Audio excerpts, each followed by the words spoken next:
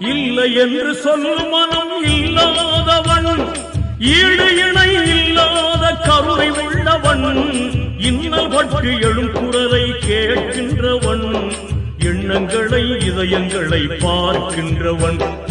இறைவனிடம் கையேந்துங்கள், அவன் இல்லை என்று சொல்லுவதில்லை.